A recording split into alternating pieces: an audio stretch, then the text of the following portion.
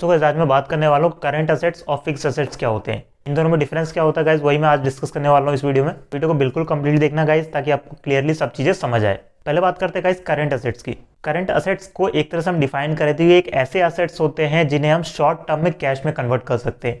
और यहाँ पे शॉर्ट टर्म का मतलब क्या होता है, शॉर्ट टर्म का मतलब ये होता है गाइस, जो कन्वीनियंस के लिए अकाउंटिंग के टर्म में हमें जो एक टाइम पीरियड सेलेक्ट किया गया है वो है 1 साल का। यानी 1 साल एक कन्वीनियंस टाइम है। अगर 1 साल से पहले आप किसी भी सामान को सेल करके या एक्सचेंज करके या कोई भी असेट को एक्सचेंज या सेल करके उससे प्रॉफिट जनरेट करते हैं, कैश जनरेट करते हैं 1 साल से पहले, तो वो आ जाता है हमारा करंट असेट्स में।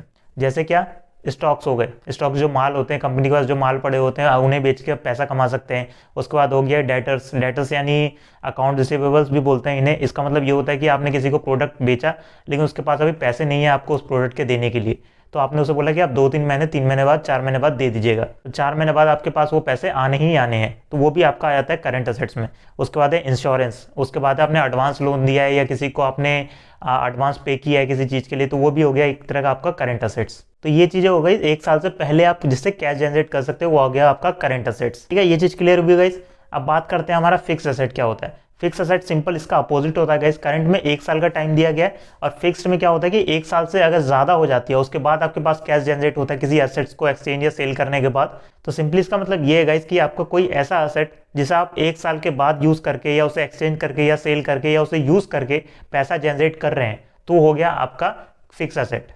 फिक्स्ड असेट्स को गाइस हम लॉन्ग टर्म असेट्स भी बोलते हैं और कैपिटल असेट्स भी बोलते हैं। कंफ्यूज नहीं होना, ये तीनों सेम ही है। इसमें एग्जांपल क्या क्या है, जैसे कि आपके लैंड्स हो गए, बिल्डिंग्स हो गए, वैकेंट लैंड हो गए। वैकेंट लैंड मतलब जो खाली प्लॉट वगैरह पड़े रहते हैं 2-2.5 साल 3 साल तक, उसके बाद जाके जो बेचते हैं उसके बाद जो प्रॉफिट आता है वो आता है हमारा फिक्स असेट में। यानी फिक्स असेट में उसे कैलकुलेट किया जाता है, काउंट किया जाता है। उसके बाद म्यूचुअल फंड है, फिक्स डिपॉजिट है, उसके बाद उसका प्लांट्स एंड इक्विपमेंट्स हैं, बहुत सारी चीजें हैं गाइस जो लॉन्ग टर्म में भी आती हैं। तो बेसिकली सिर्फ इसका सिंपल फंडा ये है कि जो 1 साल से पहले जिस असेट से आपको कैश मिल रहा है या जनरेट हो रहा है, आप जनरेट कर रहे हैं उसे यूज करके, वो आ गया आपका शॉर्ट टर्म असेट में, यानी आपका करंट असेट्स में। और जिस असेट से आपको 1 साल से ज्यादा के बाद प्रॉफिट हो रहा है या कैश जनरेट हो रहा है, तो वो आ गया आपका लॉन्ग टर्म असेट में, यानी आपका फिक्स असेट में। अब गाइस बात करते हैं कि इनके वैल्यूएशन कैसे निकालते हैं हम, यानी जो फिक्स असेट्स होता है या करंट असेट्स होता है, इनके वैल्यूएशन कैसे होते हैं। बात करेंगे पहले फिक्स असेट्स की गाइस। फिक्स असेट्स में क्या होता है कि आप इसे कैलकुलेट करने का सिंपल तरीका है परचेस प्राइस, यानी जिस प्राइस पे आपने इसे परचेस किया है अपने इस असेट्स को, माइनस डेप्रिसिएशन। डेप्रिसिएशन को मैं एक अलग से इसकी वीडियो बना दूंगा, डिफाइन कर दूंगा कि डेप्रिसिएशन क्या होता है। हालांकि ये बहुत सिंपल चीज़ है, आपको पता होगी, अगर नहीं पता तो मैं इसके बारे में भी वीडियो बना दूंगा। सेकंड हमारा जो आता है करंट असेट्स में हम सबसे कम वैल्यू लेते हैं, मार्केट वैल्यू कह सकते हैं, आप कॉस्ट कह सकते हैं, जो सबसे कम हो उसे हम पिक करते हैं। बात करते हैं गाइस फाइनेंसिंग की। फाइनेंसिंग इसकी कहाँ से करें। फाइनेंसिंग मतलब कि आप असेट्स के लिए आप कहाँ से पैसा ले सकते हैं, कौन पैसा देगा आपको। पहले बात करते हैं फिक्स्ड असेट्स की गाइस। इसकी जो फाइनेंसिंग गाइस आप लोन के थ्रू कर सकते हैं, आप लोन ले सकते हैं। उसके बाद आप इन्वेस्टर ले सकते हैं, इन्वेस्टर से पैसा ले सकते हैं, लेकिन इन्वेस्टर में ये होता है कि आप इन्वेस्ट करवाएंगे अगर किसी से तो उसका शेयर भी आपको देना पड़ेगा। अब बात करते हैं कि करंट असेट्स में जो होते हैं इसमें कौन फाइनेंस करता है।